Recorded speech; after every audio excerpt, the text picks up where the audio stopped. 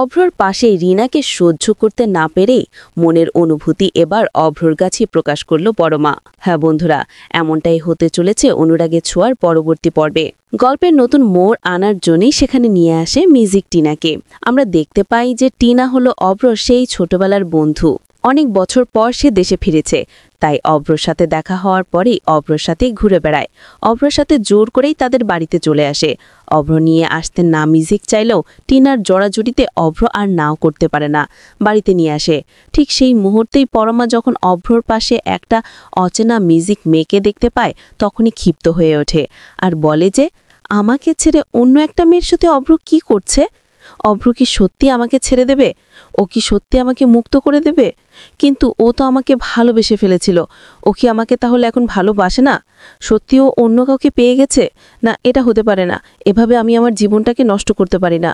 পরমা আবার একা একাই ভাবে যে হঠাৎ করে অভ্রর পাশে অন্য একজনকে মিউজিক দেখে আমার এত খারাপ লাগছে কেন? আমি তো এটাই চেয়েছিলাম, অভ্রকে মুক্ত করে দিতে। অভ্র তখন তো অন্য একজন মেয়েকে নিয়েই সংসার করত। তাহলে কেন আমার এটা কষ্ট হচ্ছে এটা ভেবে?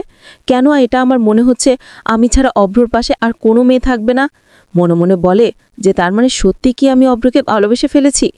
তারপরেই অভ্রর কাছে ছুটে মিউজিক যায় এবং অভ্রকে বলে যে তোমার পাশে এই মেয়েটা কে? আমি এই মেয়েটাকে একদম সহ্য করতে পারছি না। অভ্র তখন বলে সে যেই হোক না কেন, দাদা তোমার কি লাভ? তুমি জেনেই বা কি করবে? তুমি তো আমার কোনো খোঁজ খবরই রাখো না, তুমি তো তোমার মতো করেই রয়েছ। তাহলে থাকো তুমি তোমার মতো করেই, আমি তো তোমাকে মুক্ত করে দেবো এটা বলেইছি। তাহলে আমার পাশে কি থাকলো বা কি না থাকলো তাতে তোমার কি এসে যায়? পরমা তখন ক্ষিপ্ত হয়ে ওঠে এবং অভ্রসাটার কলার ধরে বলে যে তোমার কি করে সাহস হয় যে তোমার নিজের ঘরে বউ থাকা সত্ত্বেও তুমি অন্য একটা মেয়েকে নিয়ে এই বাড়িতে এসেছো, আবার আমাকে এই কথা শোনাচ্ছ? আমি তোমাকে ভালোবেসে ফেলেছি, তুমি এটা কেন বুঝতে পারো না? কেন বুঝতে পারো না যে অভ্র, যে সত্যি আমি চাই আমাদের সংসারে একটা সুযোগ দিতে, আমাদের সম্পর্কটাকে আগের থেকে উন্নতি করতে। তো বন্ধুরা, তোমরা এটাই তো চাও যেন এভাবে অভ্রর পাশে অন্য একটা মেয়ে অর্থাৎ টিনাকে সহ্য করতে না পেরেই যেন এবার নিজের মনের অনুভূতিগুলো, নিজের মনের ফিলিংস যেন সত্যি অভ্রকে জানিয়ে দেয় পরমা। তোমাদের মতামতটিও অবশ্যই জানিয়ে দেবে। ধন্যবাদ।